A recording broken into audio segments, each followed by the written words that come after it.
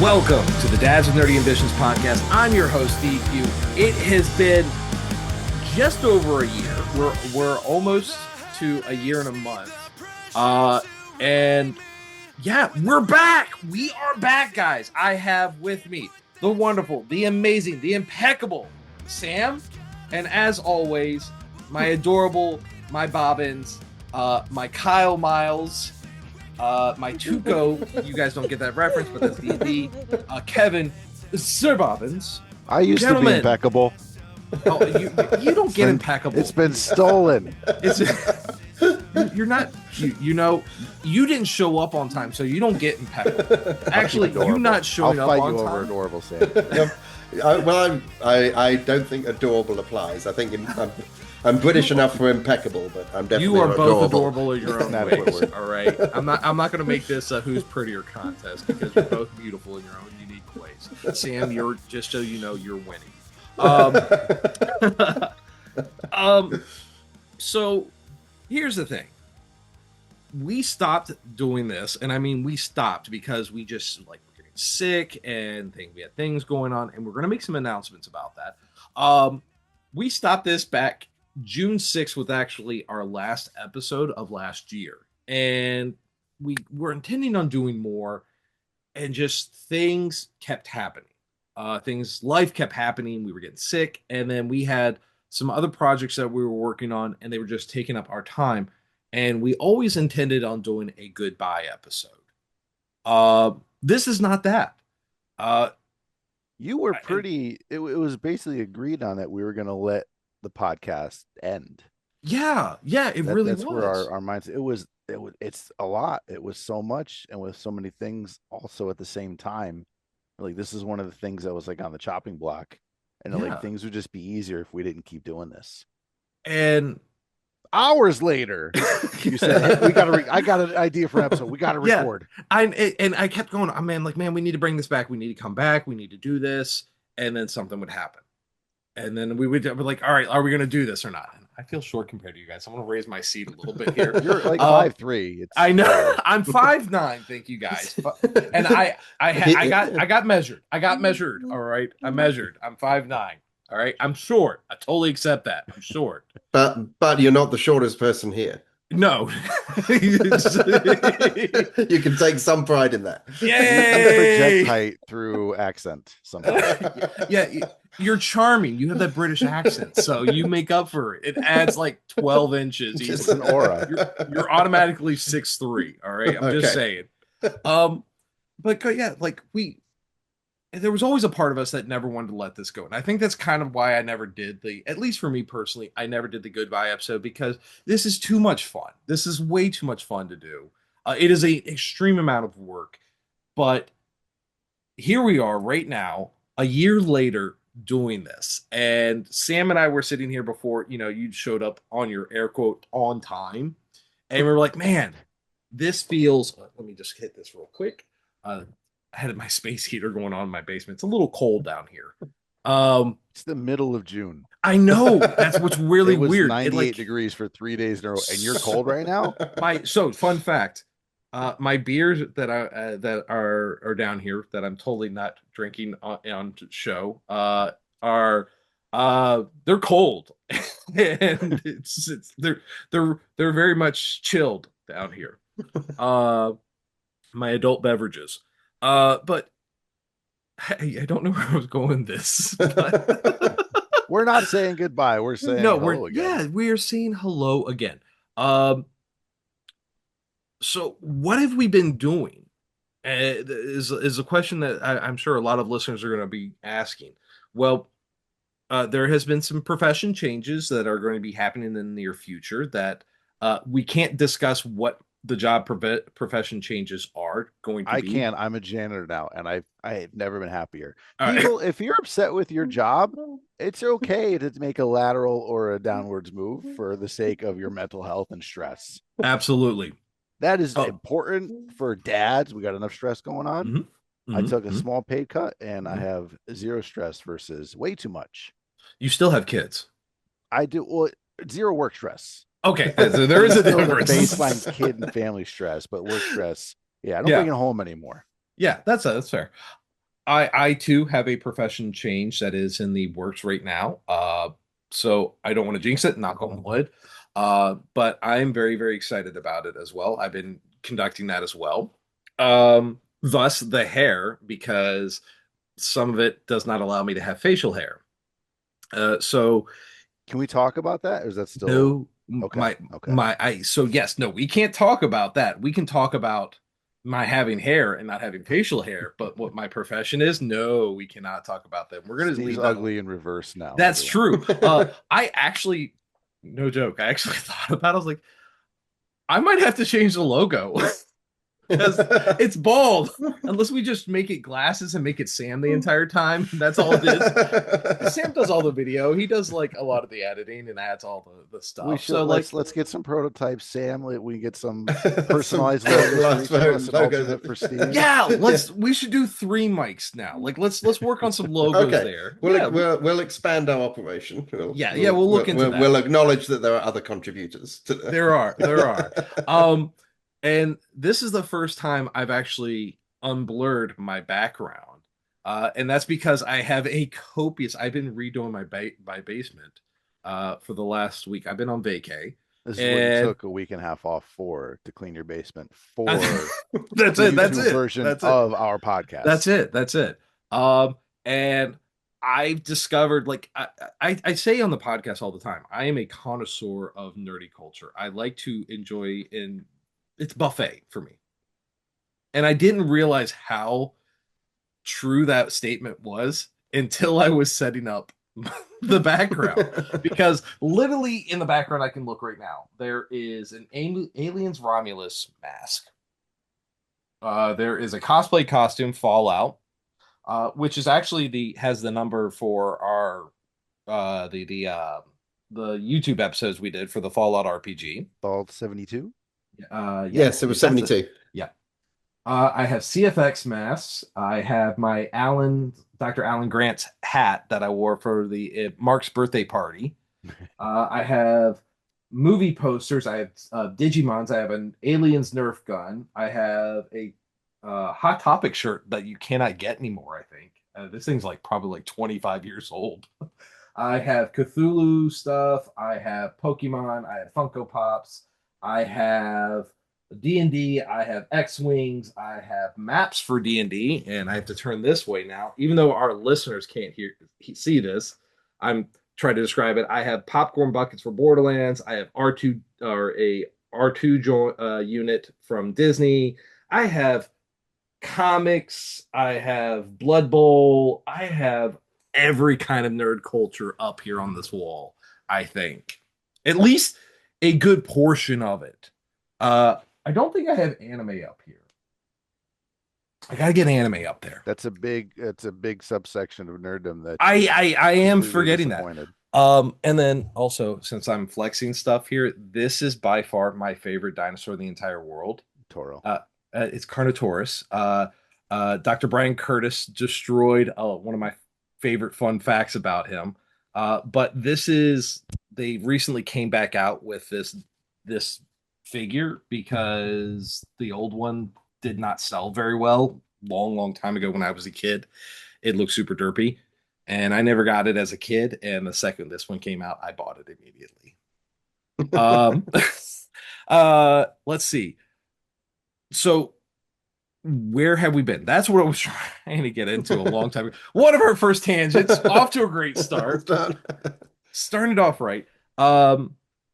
So Sam and I have been writing an RPG, and it has taken up a good portion of my life as well as Sam's life, on top of work and everything else that we're going on. And it's one of the projects that we've been working on that was just taking up so much time that we had to say, okay, if we're doing this, where do we have to cut something? And that's when we were kind of deciding, hey, maybe we take a step back from the podcast a little bit to work on this book.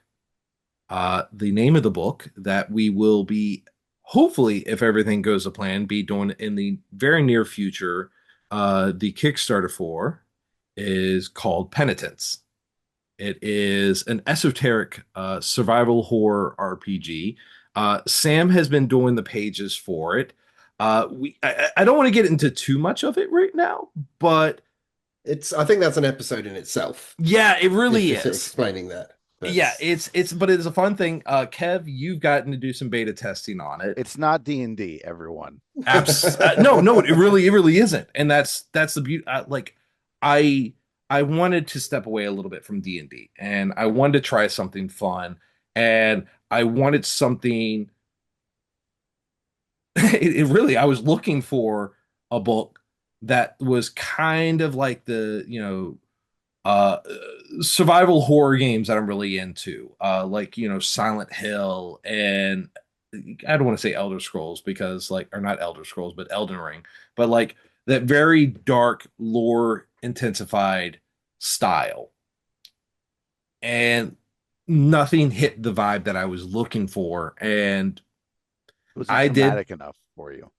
True. True. I mean, we're both players. You're a writer on it, Sam. You can say some stuff. Well, we enjoy. We both, I come from a vampire background, Yeah. and where we enjoy.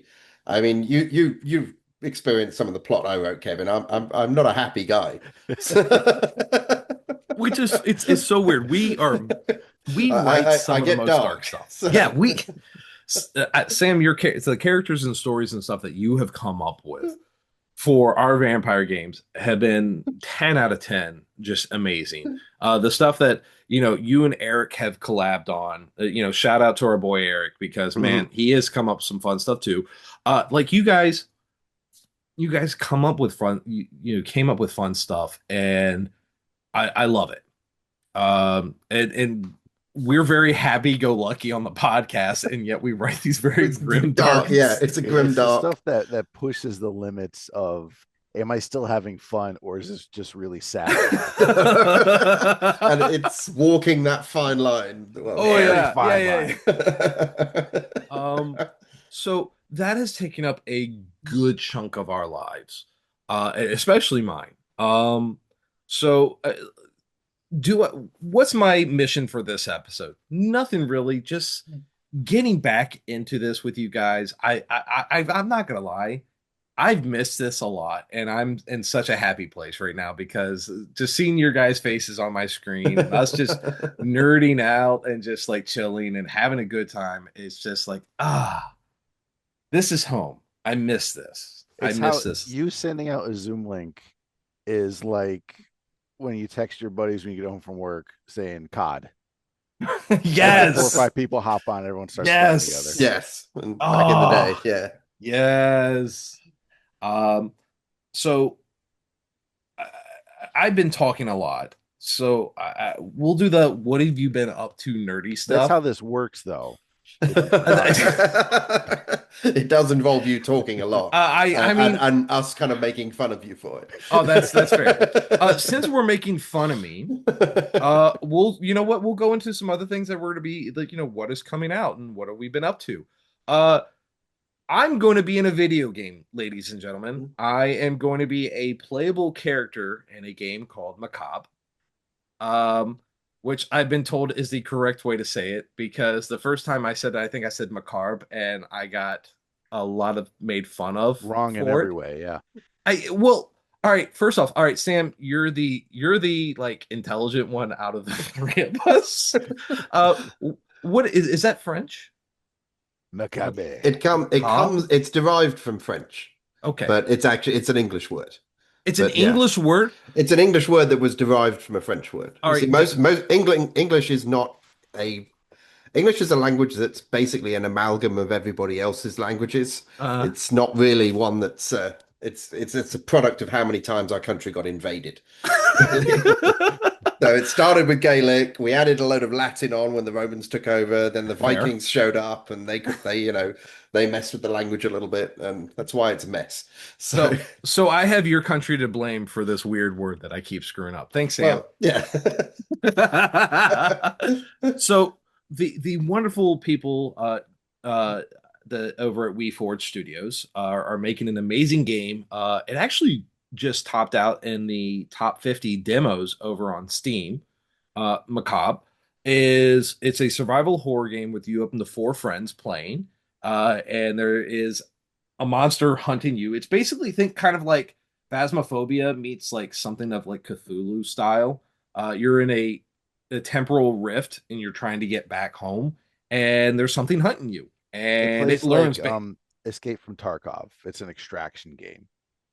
I don't know You that wanna game. you wanna get in, get supplies, and get out without dying, basically. That's yeah. Um, and the AI learns. Like the AI is learning how. Like so, if you're like just like super cautious, it will learn to hunt you better, and Yeah. that's terrifying. Uh, so I'm going to be a character, a playable skin in the game. We'll eventually have to do something where you all get to be me and then be like, "Oh, look at me, I'm Steve. I have a podcast. Welcome to Dads and Dirty Missions." Because I know Those are that's going to contests. happen. The most creative way that Steve gets killed. Done. Like I will make some prize for somebody if you can find a clever way to kill my character in the game, or just make it absolutely hilarious video. I'm done. I will. This is in record. Um, With hair or with this the goatee? so it is goateeless. Okay. It is going to be with the hair.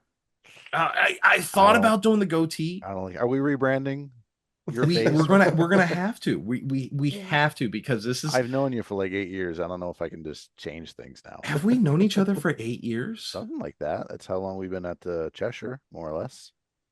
2017, 18, 19, 20, 21, 22, 23, 24. 25. Whoa! I had to use my fingers, ladies and gentlemen that are listening to this. I could have been off by a decade. Dates and times are still my weak spot. No, that's pretty close. Yeah, 7, 8 years. All of a sudden, he's come back with hair and nothing on his face. I know. It's strange. And well, so here's the thing. The only reason I have hair on my head is because my wife made the statement. She goes, "Your head's round." And I'm like, isn't that the shape that heads are supposed to be? Apparently they're not. And like I got super like uncomfortable about it and self-conscious about it. And I was like, okay, well, if heads aren't supposed to be round, I guess I'll grow my hair out. Like For I have a little listeners bit of at home, if you've seen the movie Sphere, just put a goatee and glasses on it. You got Steve's head. it's just it's perfect. Like they actually use it like as devices for like mathematical notations where they'll over and like, where's the circumference? We need a perfect sphere. Steve's head. Get him here. Um, um, but yeah, she made me super self-conscious about it. So I was like, well, I guess I got to grow my hair out. And I actually just got my hair cut with the last couple weeks because, you know, I had to keep it in certain types of regulations.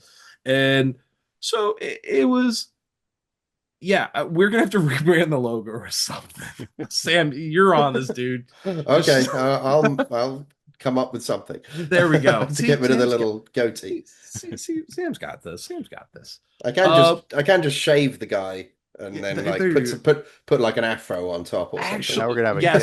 GIF. Give me an afro. So yeah. Where are we going with this? I'm not sure. You're talking about your hair. Macabre. The word okay. macabre. Yeah. Yes. And then it got down into, you know, you're having hair because, now. Yeah. So yeah, so I did it with the hair. No facial hair. The glasses are still there. I had been doing copious amounts of building terrain for you guys. Check it out on Facebook. We've got pictures up. Looks good. That is true. Thank you. I do. I actually just added water effects, the final water effects to the bridge when I was building.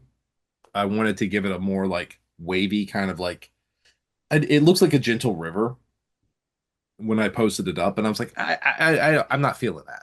So I decided to add water effects and waves and everything, and then put water into the puddles that are on the roads. And I absolutely did this just because I have insulation foam sitting around in my house. And I was like, well, I'm on vacation, might as well build something. And I did that while watching my kids. The wifey, even though she's, you know, she does stuff for school, she wasn't on school like vacation yet. And so she's like, she went to work, and I was like, well, let's build some terrain. And yeah, honestly, Most of that stuff is from either Home Depot or just like some cheapo stuff I got off of Amazon. It's just some like Flock and the water effects that you can get like at Hobby Lobby or Amazon. Get Uh crafty, listeners. yeah. Like I'll have to do an episode on like how to build terrain proper and stuff like that. Um let's see. We've been doing a ton of D&D. You guys, we're still doing the I've been doing a ton of D&D. shut your mouth. We play. You about cheating once on a us. You're month. cheating on us, Kevin. You are my side piece, Mr. Once a Month game. I have a weekly game.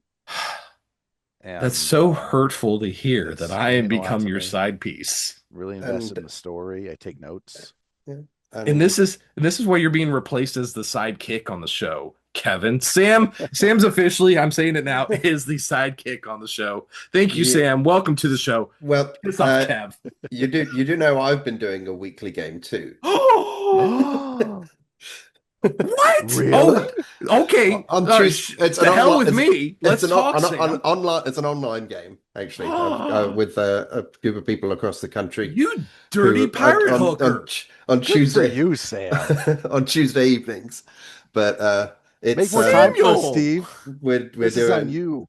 we're doing the doomed Forgotten Realms module where Sounds fun. where, Okay. where Vecna's conquered the whole Sword Coast and you have to free it. So What are you playing, Sam? I am playing an orc rogue swashbuckler. Nice. Okay. So Sam, is this your way of telling me in like is this like you're breaking up with me at a restaurant so I don't make a scene?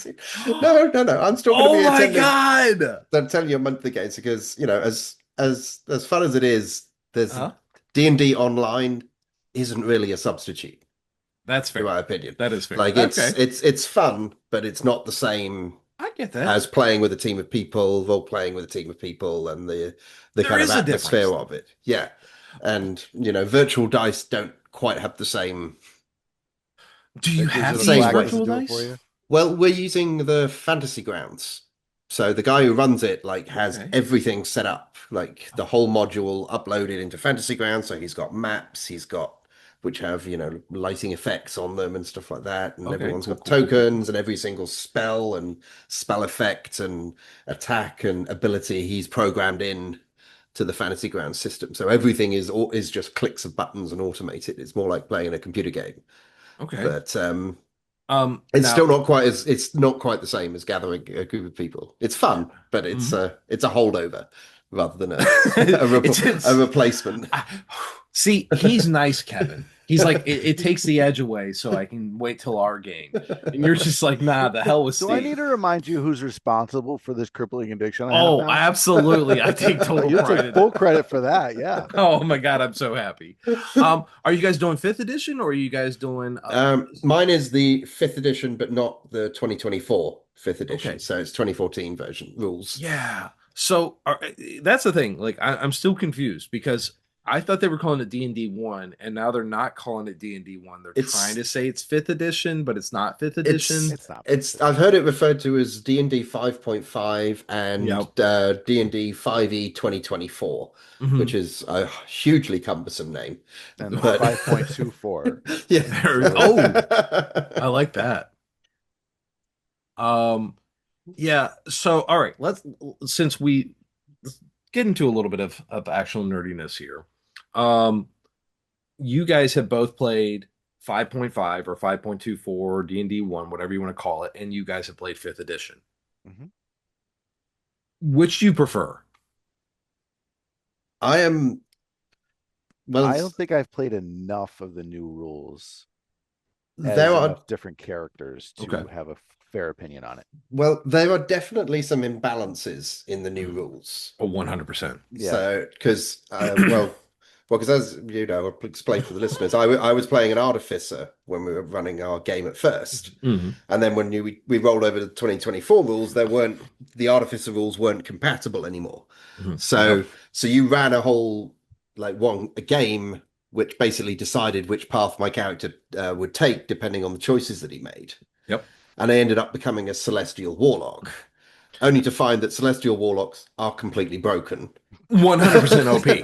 Like I have to constantly D&D is a game that's built on improv by your DM, Yeah. and Celestial Warlocks in the 5.5 push you to that limit. Uh Yes.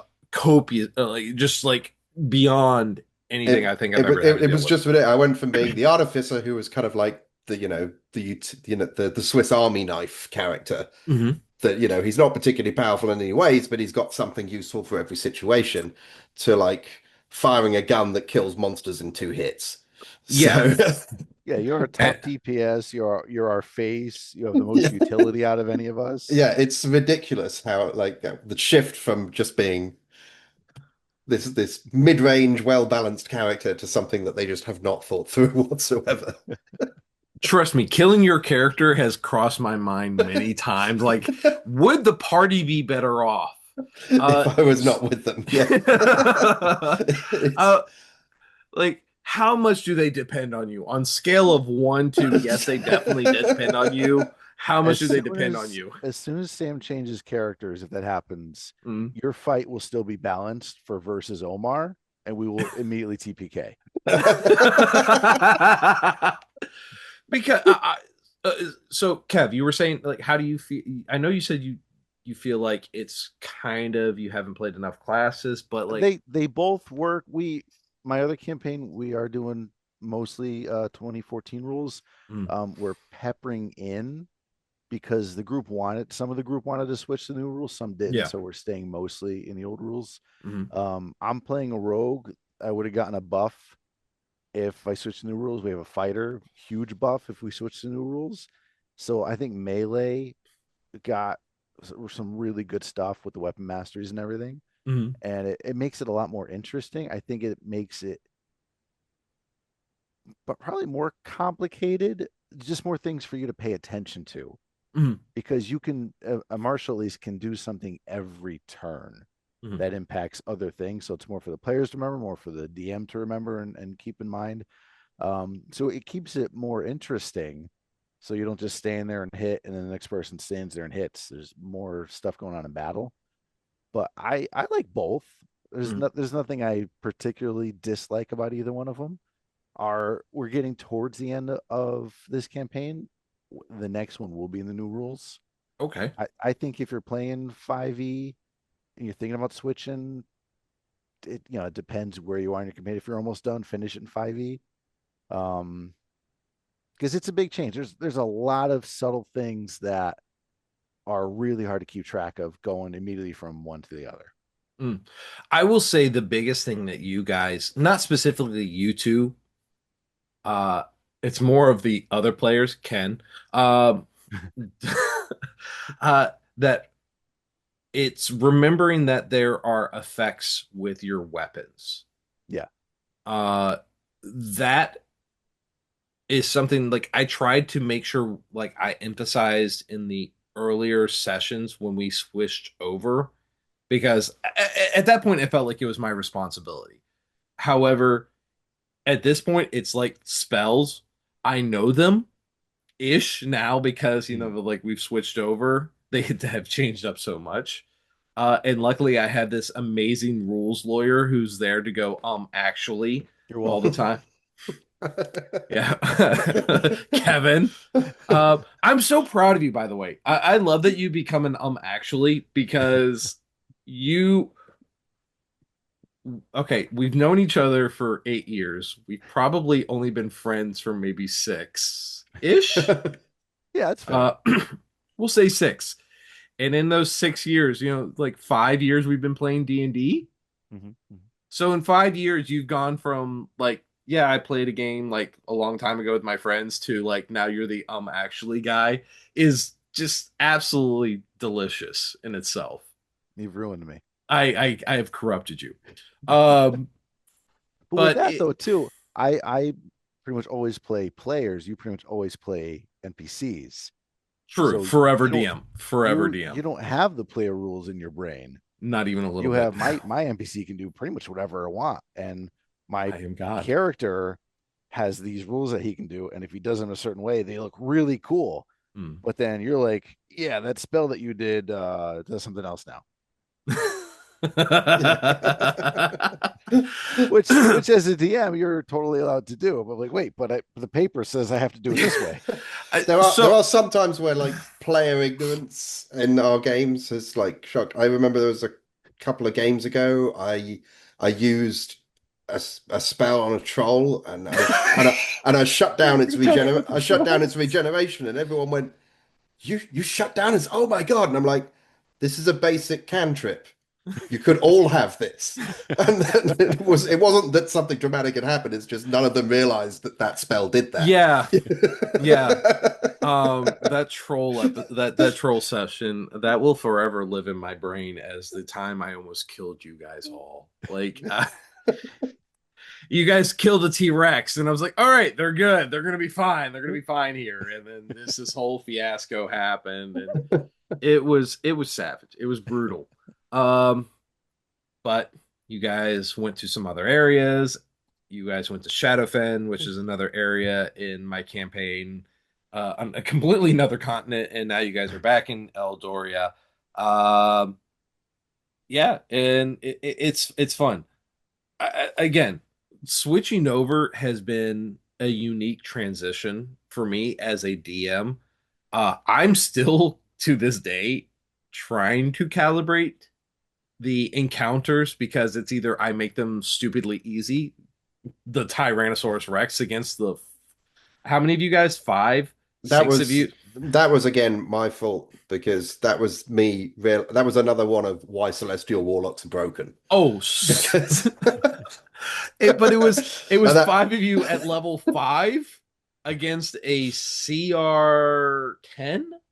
And I'm like, okay, this is a 50-50 battle. Like, this is going to be like to test them out. I did almost die pretty quickly. It got me in its mouth in one bite. That is true. And then I have an encounter where you guys obviously shouldn't punch something because any melee attack will get you stuck in it. And then everybody punched it. Everybody punched it. Some people did it multiple times. Like, oh, my left arm is stuck. Yeah, let's do the right arm too. I got more limbs. Yeah, I've got a foot. That's a real thing. Ladies and gentlemen, when I say that's a real thing, somebody did left arm, right arm, and they're like, I'm gonna kick a foot in it to see what happens.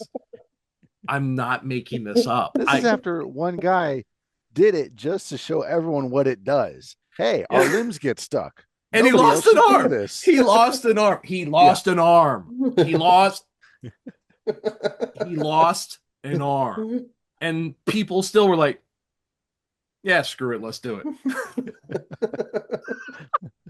it. I love our party. Oh my God. I love everything about our party. Yeah, like we how we are still alive.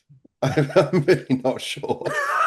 It's you. It's you and your stupid OP little clockwork homunculus. My character now has lost his original arm, is his first replacement arm, half of his other original arm.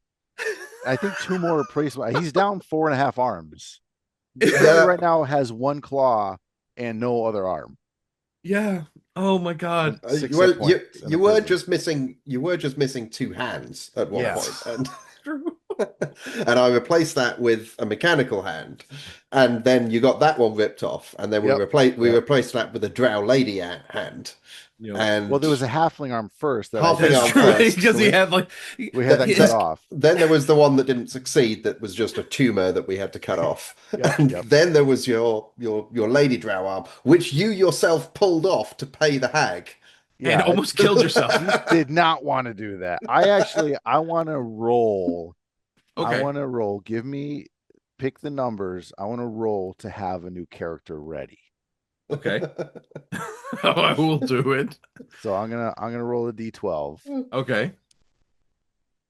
And because it's at a point in the story where my character, who is the captain, does not want to be captain anymore for this crew, and I think if something happens in this game, then it would be a really good point for him to leave. Okay. I got a 2.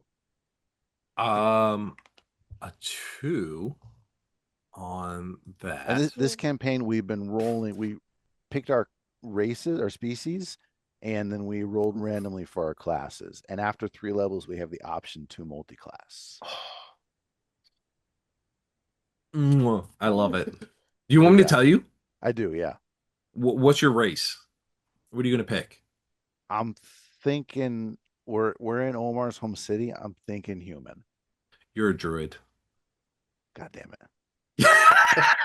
Another one? Another one. We like a third druid.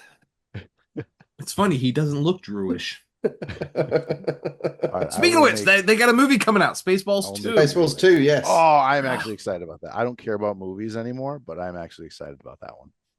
It's heartbreaking to think that is probably going to be Mel Brooks' last movie. He's 99.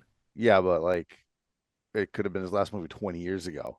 That's true. Yeah, that is true. 150. We don't know. However, statistically, people don't live too much longer after, like, I think the oldest person, I want to say it's probably 108, but there's something tingling in my head that says somebody lived to There's like a 115. 128-year-old in some No village in the way. middle of nowhere with no access to clean water. Okay, fair enough. But yes, your next character is a druid. All right. Maybe you'll be the good one. It's good they don't listen to these episodes.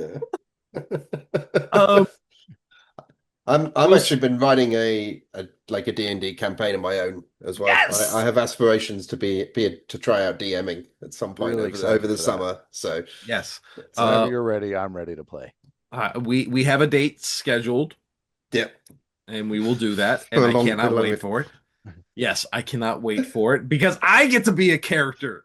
I get to be and then I get to be like you guys, like, hey DM, can I do this? And you get to sit there and I twitch, and I'm like, I don't know if I've ever played D&D with you. You have. We've done one shots, but like never like a campaign. Yeah, where I was a warlock. Remember? Because I was like, dude, what is my character? Who was the DM for that? No, you weren't. We weren't players. You were the DM for that. Right. I don't think we've ever played together. Once. For a one shot? I was you hated my character. I made her like the most like North Dakota like dwarf ever. Oh, I remember it. Yeah. I hated it.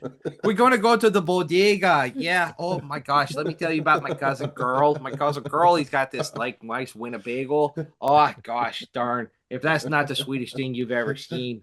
Yeah, there's something to be said because we were going to try out a module, weren't we? There with you for the Descent to Avernus module. Yep. And I decided to play a kobold, and my primary.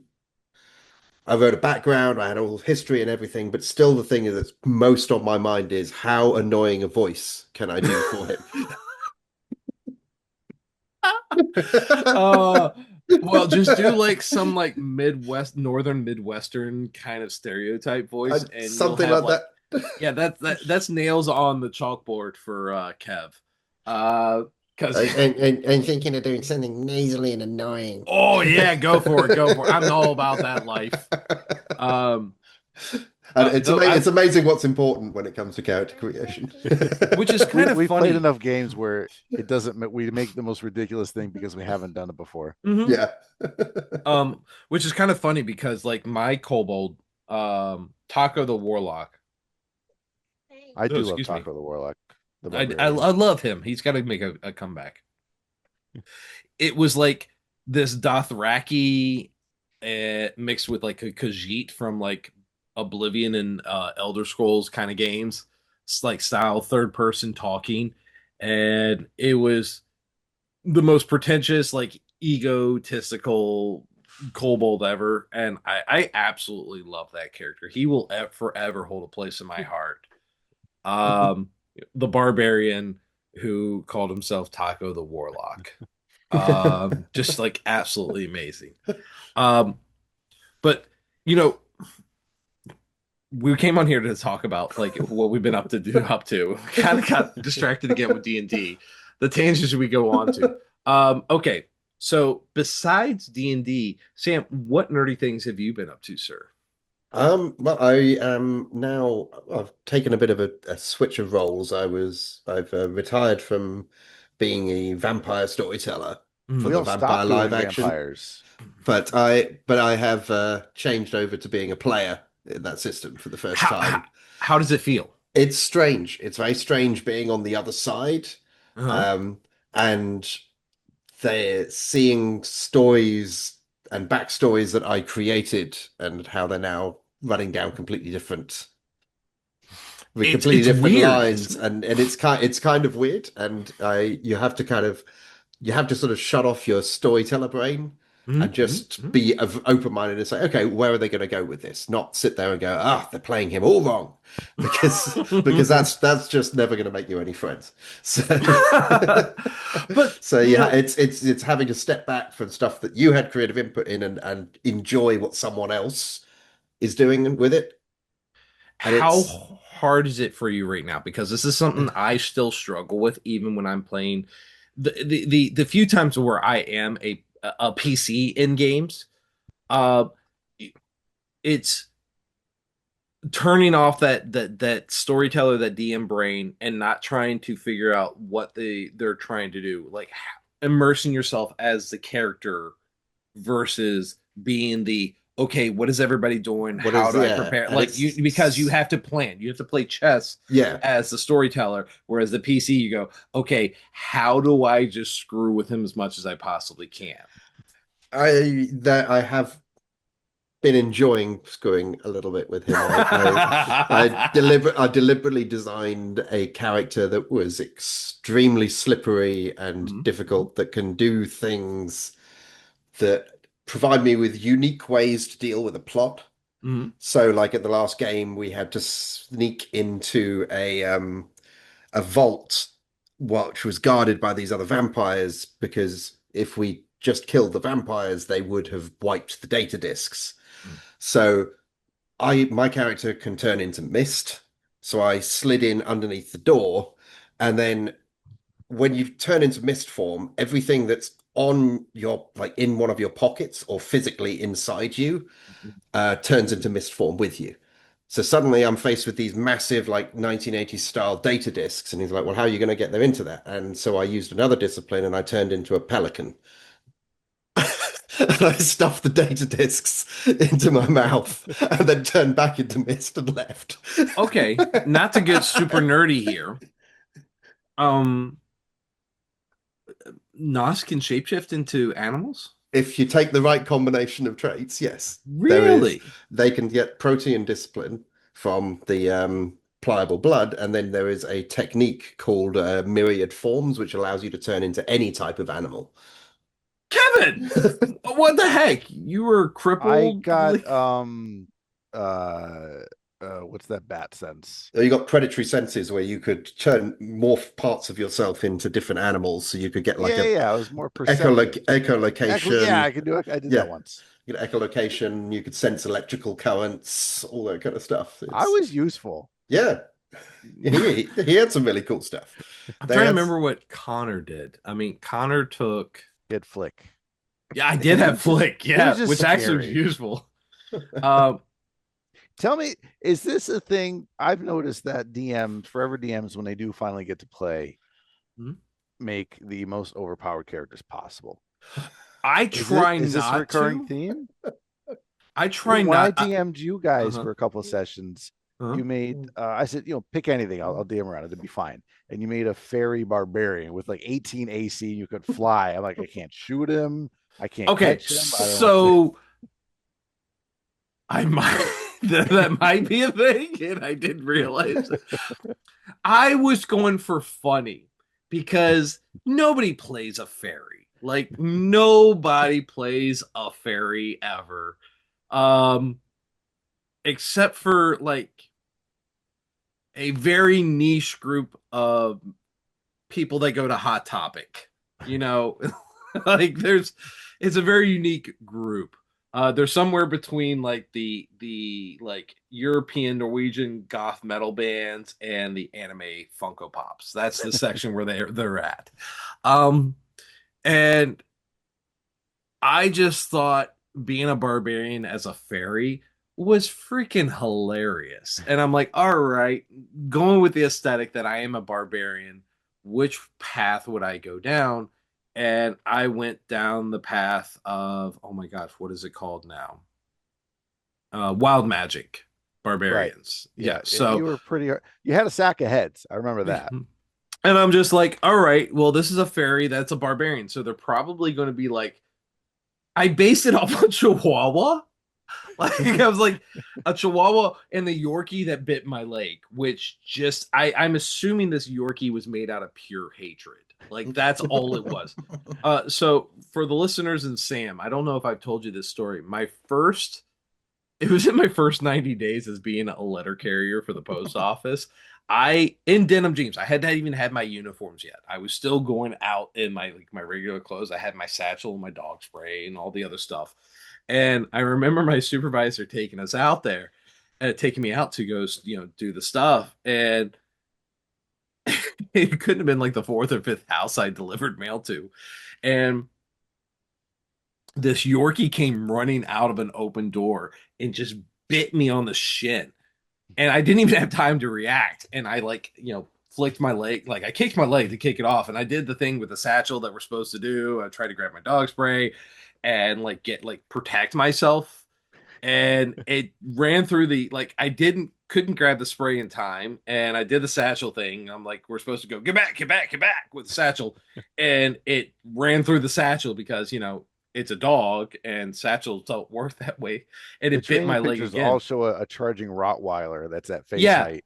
Yeah. The bag blocks big dogs. It don't block little dogs. Little dogs go, oh, surprise, Billy. And it was just pure evil hatred. I'll never forget that. I have scars on my leg from that dog. So that's the fairy I DM'd against. Yeah, that's what you got to DM against. Is this? I think the dog's name is Teddy. Ken likes it. Ken's in love with that stupid dog.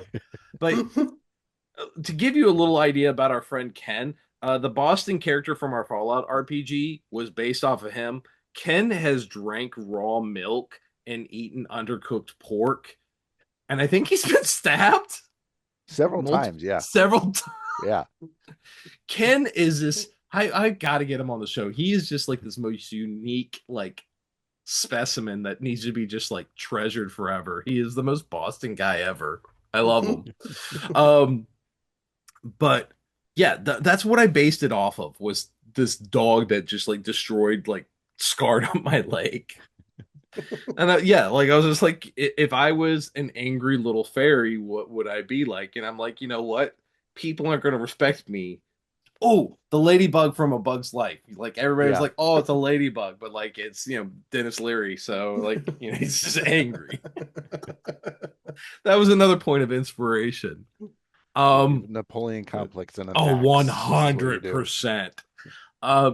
In reality, but to answer your question, I'd like to think no, I don't do it, but obviously the results of my creations would say otherwise. So subconsciously, yes, 100%. Yep. Confirm. No. I think the problem is when you for me with the vampire system, when you've been running it for a certain length of time, you become aware very intimately of the ins and outs of the rules, because you're constantly trying to come up with things that will challenge your players in some way, or things that will throw them a curveball that will force them to think. And then when suddenly you're like, and now I can throw the curveballs. Yeah. There is an element of you that have not had to deal with that caliber of player. Yeah, for the most part. So they end up dealing with some very unexpected, but then you point out, well, it's in the rules. Yeah, that's definitely I will say I definitely did that with Connor too, because I'm just like, oh, look, here's this vampire that I've created. How can I just make him absolutely daunting and intimidating? And it worked out way too well. And then there was too many other players that had elder vampires that I could just collab with so well. And it worked out so well. It worked out so well. It was so much fun. I loved Connor, and Miles will always hold a special place in my heart. And the fact that he's like in one of the By Night Studios books, his quotes in there is holds a special place in my heart too. Yeah. Actually, when I was doing my backdrop and cleaning up my basement, which is in reality what I was doing.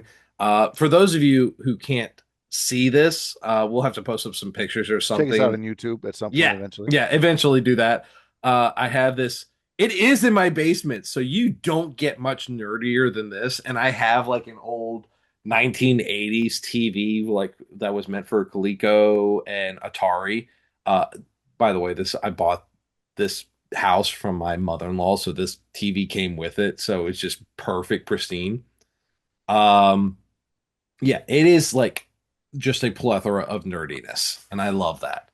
I did find my NOS necklace from the By Night Studio set and everything, and it's got like the stamps and all that stuff that they, hooked me up with. It was absolutely amazing, and shout out to them for that, legitimately. But yeah, Miles will always hold a special place in my heart. Yeah. Though. He was one of my. It was your first character in the game, so and it was me. It was it was literally based on you. Yeah, exaggerated version of me, and nothing but like a blast. And if I hadn't done that character, and if I hadn't done vampires, Sam wouldn't be here, so we wouldn't be having these episodes. So everyone lots of thanks Steve for Sam. Yeah. Woo! I guess I don't intentionally create characters to exploit the rules, but I do want to create characters that can fill a niche that I know the game doesn't have necessarily. So there's a lot of we have a lot of people who have got very powerful who've focused on a lot of combat prowess, and we've got a lot of people who focused on a lot of political prowess, and I think like we needed someone who knew how to steal stuff. I mean, the other guy playing a NOS has a Petco. So, yes. So he fills this particular niche, and he fills it very well. And so I needed to step in and play a NOS that was properly sneaky and underhanded and, good at breaking into places and stealing stuff and never get noticed kind of thing. So did you go Encile or did you go I went Encile. Or Encile, sorry. So he's about 50 years old.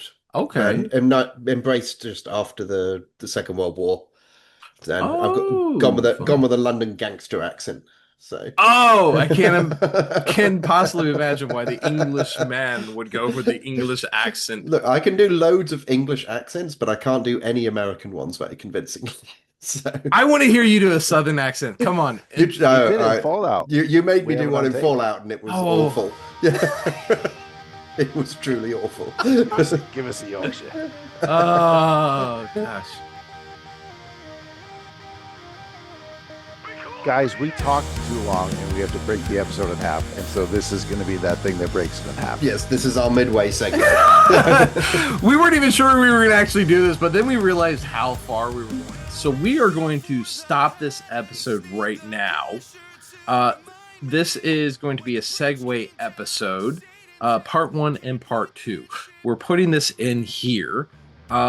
So should I go ahead and say the whole ending credits again? You have to, yeah. You have to, yeah. It's your responsibility. You botched it last time. Look. You know what? Practice. You know You're what? rusty.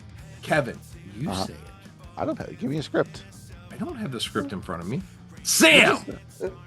I don't know what the script is either. I'm the only one that knows the script, and I suck. As always, this is Kevin with the Dads and Nerdy Ambitions podcast. With me, as always, is Steve, the beautiful Pew, and Samuel Joseph. I got that right. Yep, that was good. You can find us on Facebook and all the other thingies, Dads with Nerdy Ambitions, Nerd DNA Pod. And please like and review and share our podcast wherever your podcasts are found. And if you're on Apple or Spotify, particularly, please rate and review us because that helps us with the algorithm. You did it! That Thank was you. That was good. Yes, we are now guaranteed a follow-up episode because we've already recorded it. thank you. So definitely tune in next week because we already know it's going to be good. So, Thank you and good night. good night. Oh my god, that's so awesome. Gonna make it big.